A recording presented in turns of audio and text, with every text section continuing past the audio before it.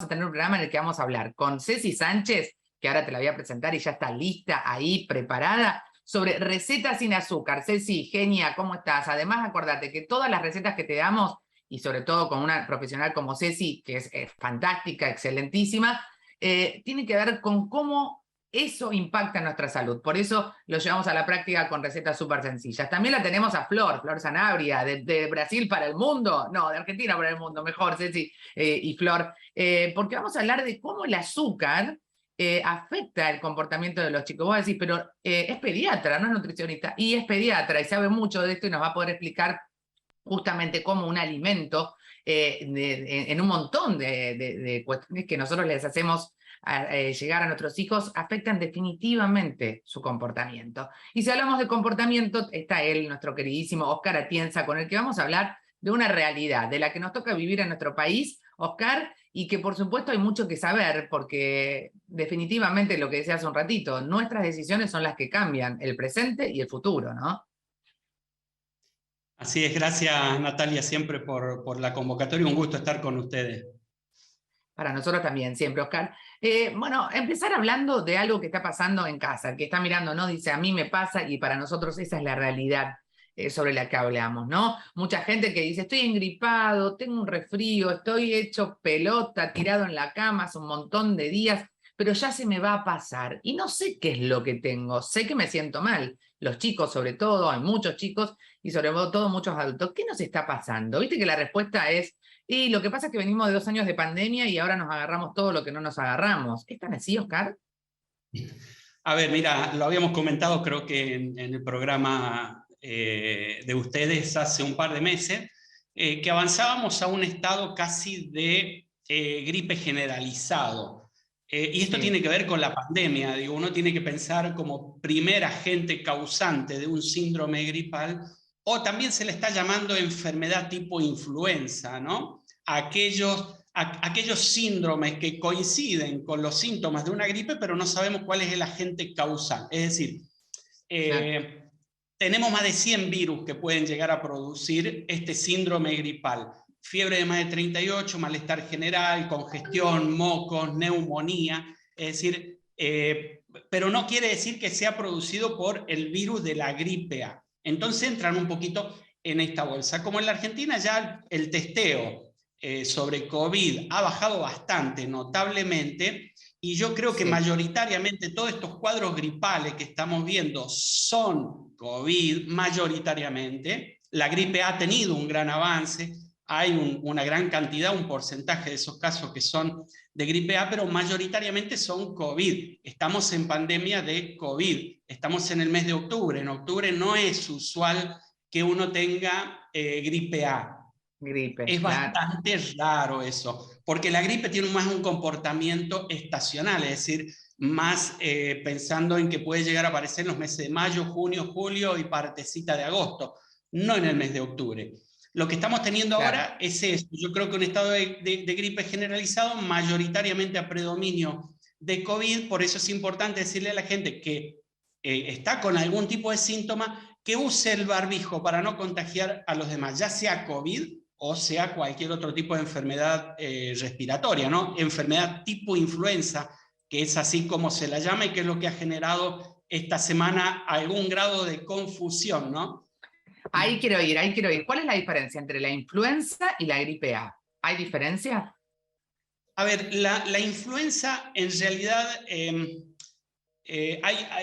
sería prácticamente lo mismo. Lo que pasa es que se utiliza mal el término influenza, y acá creo que hay algún grado de confusión en el Ministerio, o el Ministerio de Salud de la Nación debería ser un poquito más claro. Tendría que hablar de un síndrome gripal en lugar de hablar de influenza, porque cuando habla de influenza se lo relaciona con el virus de la influenza, que es el virus de la influenza tipo A, tipo B, tipo C.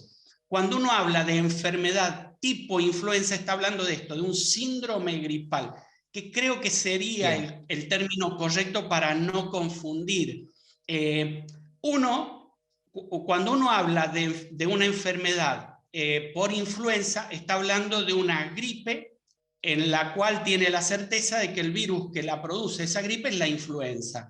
Cuando uno habla de una enfermedad tipo influenza, puede ser cualquier otro virus el que la genera, incluso el COVID, virus sincitial respiratorio, etcétera, etcétera, más de 100 que pueden producir una enfermedad que es parecida a la influenza, pero que no es influenza. Entonces aquí es donde se genera un poquito la confusión. Claro, que es lo que Tendría que hablar más del estamos, síndrome gripal.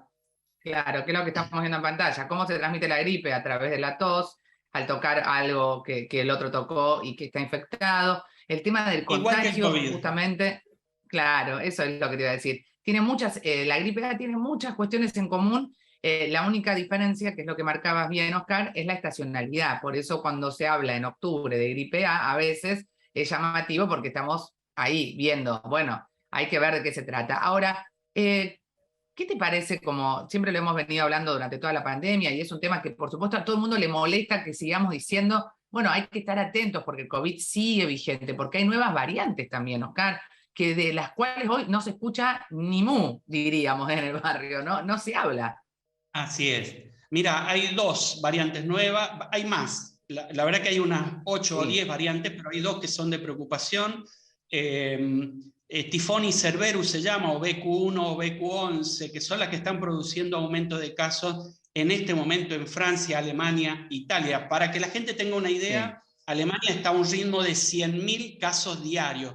Francia tiene 12.800 personas internadas en terapia intensiva en este momento, con también casi 100.000 casos diarios, igual Reino Unido. Es decir que incluso Alemania empezó a recomendar el uso de barbijo obligatorio hace un par de días, y ayer nuevamente Francia, por ejemplo, todo lo que son organizaciones relacionadas con la salud, empiezan a pedir el uso de barbijo obligatorio en Francia también, por la cantidad de casos que están teniendo, ¿no? Así que pareciera ser que estas variantes nuevas que empiezan a saltar ya los anticuerpos de las vacunas, y que van a necesitar vacunas especiales para estas variantes, claro. van a ser un problema en los próximos meses para todo el mundo, ¿no? Cuando hablamos de vacunas especiales, recordemos también el año pasado, en enero, en pleno enero, Argentina tuvo realmente un pico enorme de COVID. Los que no se habían contagiado se terminaron contagiando. Pero ahí diste en la clave también, que es lo que tenemos que estar atentos, las nuevas vacunas, que hace muy poquito hay una nueva vacuna de Moderna que se aprobó en Estados Unidos, que ya no es con la primera variante, ¿no? Y que estamos un poco más cerca de este tipo de subvariantes que fueron surgiendo y que van a seguir surgiendo. Naturalmente va a pasar esto. Así es. Son las vacunas bivalentes que están hechas especialmente para las subvariantes de Omicron. Y eso está bueno porque en realidad son mucho más específicas, ya no vamos a tener tanto salto de anticuerpos. Y ya fue aprobado por la FDA en Estados Unidos, así que yo calculo que en breve se van a aprobar en la Argentina, y en los primeros meses del año que viene supongo que empezarán a traer ese tipo de vacuna. Hubo una gran decepción con la vacuna nasal, por ejemplo, que se había puesto mucha esperanza en ella, y bueno, al menos la de algún laboratorio por allí no ha funcionado, no tiene efectividad, así que esa va a quedar un poquito en espera, o a la espera de nuevos estudios para ver la efectividad. Pero las bivalentes sí, yo creo que en breve, en los próximos 30, 60 días, la Argentina las va a estar aprobando para poder aplicarla. Sí, eso va a ser muy bueno para el refuerzo. Hay muy baja vacunación de niños y niñas, muy baja vacunación de niños y niñas. Realmente el impacto es contundente, Oscar. Totalmente, y no nos olvidemos que en la Argentina todavía hay un alto porcentaje, casi un 40% de personas que no se aplicó la tercera dosis, ¿no? Hay algunos que ya tienen la cuarta y la quinta, pero son grupos muy reducidos, pero casi la mitad de la población no se aplicó la tercera dosis, y hay que volver sobre ellos, porque ante la llegada de esta nueva variante vamos a tener problemas, o al menos que el Ministerio de Salud acelere un poquito la llegada de estas nuevas vacunas, las bivalentes, para vacunar con esa directamente, ¿no? Hay mucha gente que no se está colocando la cuarta dosis, por ejemplo, porque está esperando esta nueva vacuna, y bueno, si bien existen vacunas disponibles en la Argentina, de estas bivalentes que están sobre Omicron no ha llegado, y mucha gente está esperando eso para colocarse la cuarta dosis. Así es. Bueno, es un poco lo recomendado. Digo, si me voy a aplicar la cuarta dosis y está aprobada en la FDA y es posible que la Argentina la tenga en los próximos días, bueno, por ahí vale la pena esperar un poquito y aplicarse esa cuarta dosis con las bivalentes, ¿no? Que son las específicas para esta variante. Sí, vamos mientras tanto a compartir las preguntas del público, pero queda ahí una cuestión importante, es el que tiene 3 dosis no es que está desprotegido, pero sí es cierto que hay que No, para hacer un nada. refuerzo y si es posible con esta nueva también. Usar barbijo, quizás el otro día hice un vuelo, la gente no usa barbijo más en los vuelos, no es obligatorio. Yo lo usé, por supuesto, ¿no? Pero muy complicado es esto, si no entendemos que la concientización de esos pequeños actos van a hacer la gran diferencia, la verdad es que vamos a estar en problemas de nuevo, lamentablemente. Totalmente. Va- Vamos a las preguntas, Oscar. Así A es. ver, Así es. ahí la primera pregunta en este caso es de Víctor de Lomas de Zamora. Últimamente me pasa que me engripo seguido. Me pasó 3 veces en los últimos meses. ¿Tendré alguna defensa baja? Reinfección. Sí, hay mucha reinfección, es cierto. Claro, no, no tiene que ver con las defensas bajas, simplemente con que se está contagiando repetidamente.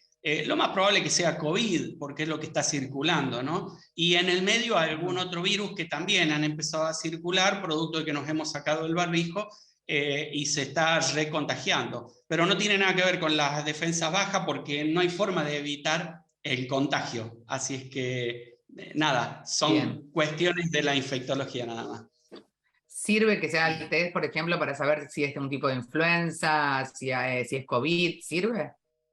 A En ver, el lo que caso de se pueden Víctor, por hacer es ejemplo. un test de COVID. Lo que pasa es que hacer un mapeo viral es muy caro. Tienen que hacerse un mapeo para más de, al Claro. menos unos 20 virus que son los que pueden generar Sí. ese cuadro. Yo diría que eso hay que dejarlo reservado para los cuadros más graves que Bien. ingresan a los hospitales.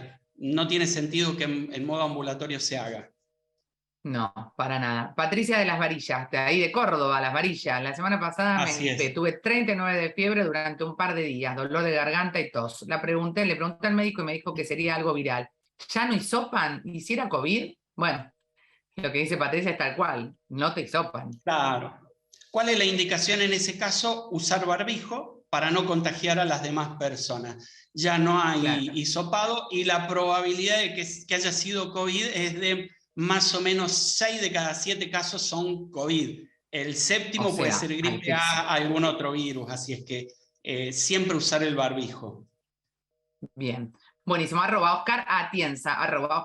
Él en sus redes sociales sigue dando educación. Esa es la batalla que hay que, por supuesto, enfrentar, transformar desde la información y el acceso de data, ¿no? Y de que cada uno que tenga duda pueda tener la posibilidad de consultar. Arroba Oscar Atienza. Lo siguen ahí. Siempre van a encontrar un médico amigo. Te mando un beso, Oscar. Saluditos. Gracias, Natalia, y un saludo a todo el equipo de producción por allí. Muy bien, dados. Muchas gracias.